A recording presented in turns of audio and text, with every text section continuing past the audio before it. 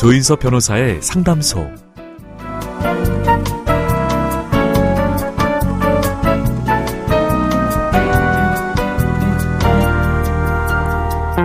새 구두를 신었을 때 발 뒤꿈치가 까지고 발가락에 물집이 잡혀서 고생하곤 하죠. 그런데 여러 번 신다 보면 어느샌가 구두는 내 발 모양에 딱 맞게 늘어나서 한결 편안해집니다. 어쩌면 지금이 바로 그런 시기가 아닐까요? 구두가 내 발에 꼭 맞게 늘어난 것처럼 내 마음도 편안해지는 때가 올 겁니다. 그렇게 되면 봄길을 사뿐사뿐 걸어봐야 되겠죠. 조인섭 변호사의 상담소 지금 문을 열겠습니다.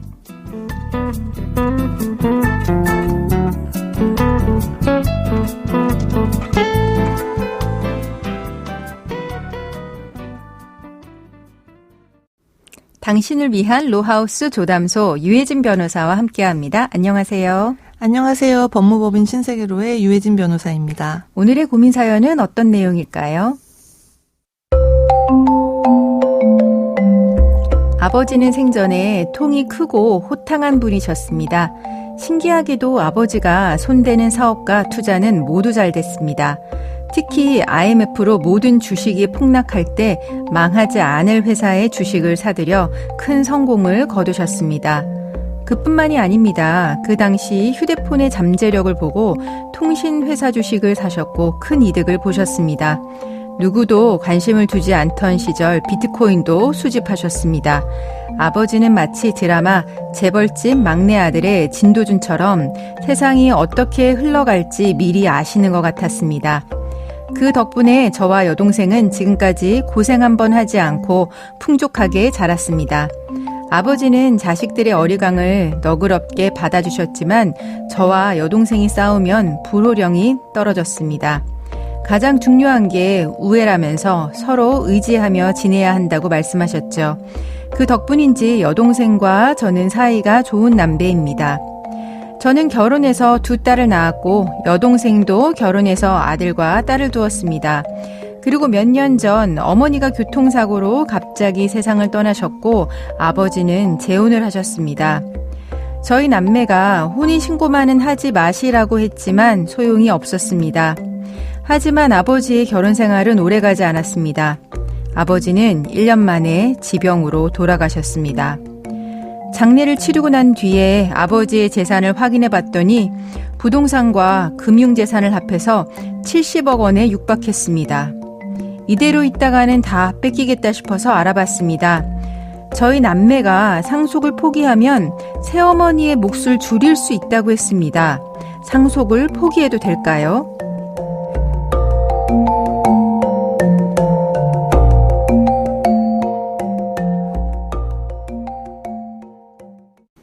조인섭 변호사의 상담소 상속에 관한 사연이었습니다. 아버지가 재혼하실 때 사연자분과 동생이 혼인신고만은 하지 말아달라고 했다는 게 좀 인상적이긴 한데요. 아무래도 재산 상속과 관련이 돼 있기 때문이었겠죠. 네, 혼인신고를 하게 되면 아무래도 상속 문제가 생길 수 있기 때문에 네. 황혼 재혼을 하더라도 혼인신고 없이 같이 사시는 케이스가 생각보다 많이 있습니다. 그렇죠.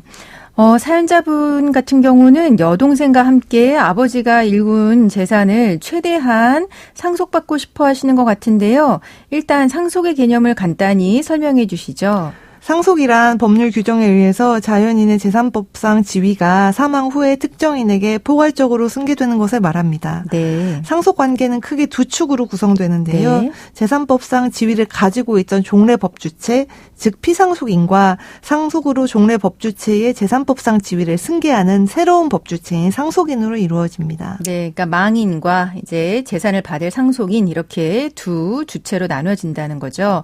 네, 그러니까 아버지가 피상속인이 되고 시어머니와 아버지가 피상속인이 되고 새어머니와 사연자분 남매가 상속인이 되는 거겠죠. 새어머니와 남매의 상속 순위 어떻게 되나요? 사연자분은 아버지의 직계비속입니다. 직계비속이란 자녀, 손자녀와 같은 관계 혈족을 말하는데요. 민법상 직계비속은 1순위 상속인입니다. 네. 배우자인 새어머니는 1순위인 직계비속과 같은 순위로 공동 상속인이 되는데 이때 배우자는 법률상 혼인관계에 있는 사람이어야 합니다. 앞서 언급했듯이 사연자분 남매가 혼인신고를 반대했던 이유도 상속관계를 염두에 두었기 때문으로 보입니다. 네, 그런 것 같습니다. 공동상속인인 새어머니와 사연자분 남매는 각자의 상속분만큼 상속재산을 공유하게 됩니다. 네, 그러면 이제 공동상속인인 새어머니와 남매의 상속분 어떻게 되는 걸까요? 상속분이란 공동상속인들이 각자 차지할 몫을 말합니다. 네.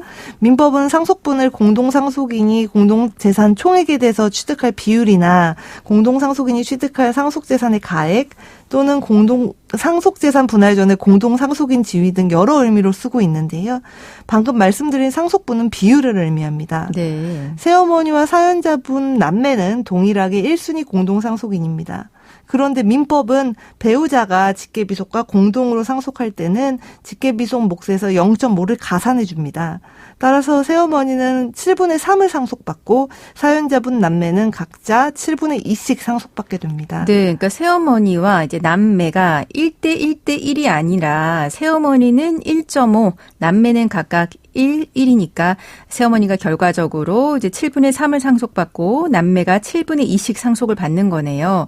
그러면 그 가액으로 따지면 얼마가 되는 걸까요? 네, 피상속인의 아버지 재산이 총 70억 원이라고 하셨기 때문에 네. 계산을 해보면 새어머니는 30억 원, 사연자분 남매는 각자 20억 원씩 상속받을 것으로 보입니다. 네, 그런데 지금 상황에서 사연자분이 상속 포기를 고려하고 있다 이렇게 이야기를 했는데 상속 포기는 뭘까요? 상속 포기는 피상속인에게 속하던 재산상 권리 의무 일체가 상속인에게 당연히 이전되는 상속의 효과를 거부하는 행위를 말합니다. 네. 상속인이 상속 포기를 하면 처음부터 상속인이 아니었던 것이 되는데요. 이러한 효과를 상속 포기의 소급효라고 합니다. 네, 근데 좀 이상합니다. 상속을 포기하면 상속을 못 받는데 왜 이 남매들은 상속을 포기하면 새어머니의 상속분을 줄일 수 있다고 생각하는 걸까요? 만약 사연자분 남매가 상속을 포기하면 아까 말씀드린 대로 사연자분 남매는 처음부터 상속인이 아닌 것으로 돼서 그 직계비속인 손자녀가 1순위 공동상속인이 됩니다. 다시 말해 사연자분의 딸 2명과 사연자분 여동생의 아들, 딸이 새어머니와 함께 공동상속인이 되는데요. 이렇게 되면 공동상속인이 5명으로 늘어납니다.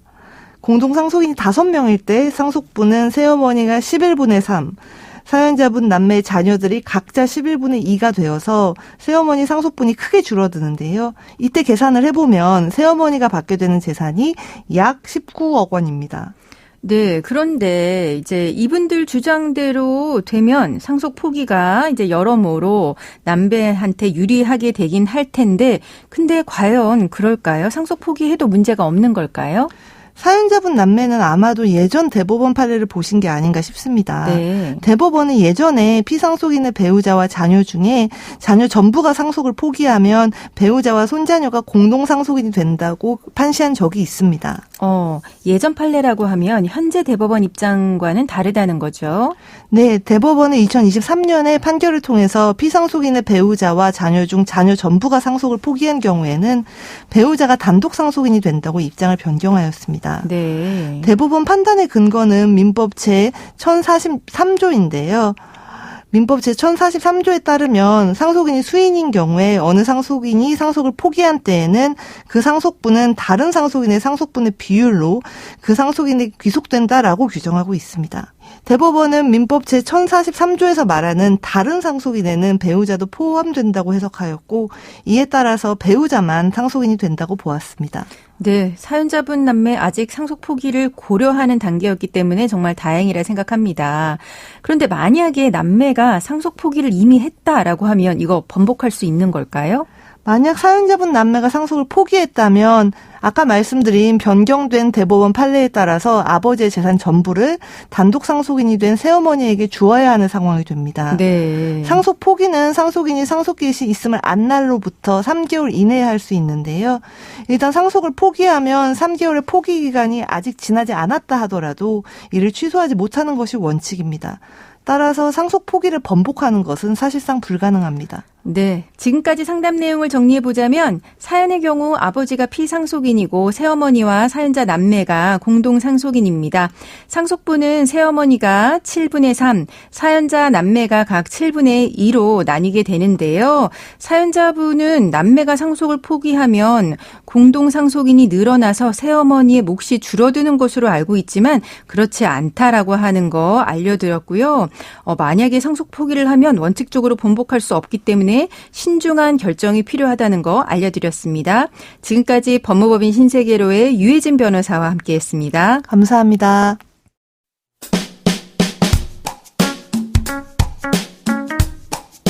알아두면 쓸데있는 법률 이야기 알쓸법 시간입니다. 경기 침체 속에서 개인 택시를 시작하기 위해 들어야 하는 양수교육 신청 경쟁이 치열하다고 합니다. 오늘은 양수교육에 대해서 알아보겠습니다.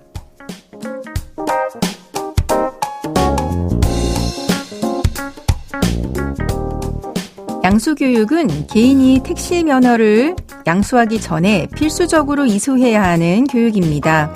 2021년에 선착순 접수 방식으로 시작해서 추첨제로 변경됐습니다. 그런데 양수교육 신청 경쟁이 심해졌습니다. 차량과 면허 비용을 회수할 수 있어서 타 업종과 비교해서 안정성이 높은 개인 택시 인기가 높아지고 있기 때문입니다. 이에 따라 한국교통안전공단은 제도를 바꿨습니다. 지난해 4월에는 면허 양수 기간 단축 제도를 시행했습니다. 기존엔 양수 교육에 합격한 이후에 3년 안에 택시 면허를 구매하면 됐지만 1년으로 줄인 건데요. 당장 개인 택시 양수 계획이 없는 사람들도 양수 교육을 신청하는 바람에 교육 예약 경쟁이 심해졌기 때문입니다. 그리고 같은 해 12월에는 양수교육 추천 방식을 변경했습니다. 계속 양수교육을 신청했지만 신청자가 몰려서 추첨에서 떨어진 사람들에게 혜택을 준 겁니다. 양수교육 신청자가 몰리는 현상에 대해서 전문가들은 개인 택시는 나이 제한이 없다 보니까 고령화 시대에 수요가 높아진 것으로 보인다라고 했는데요. 베이비부머 시대에 은퇴 시기가 다가오는 만큼 개인 택시의 인기는 높아질 것으로 보입니다. 조인섭 변호사의 상담소, 조담소는 언제나 당신과 함께합니다. 끝곡으로 이소라의 처음 느낌 그대로 들려드리면서 저는 이만 인사드립니다. 지금까지 로이어 조인섭이었습니다.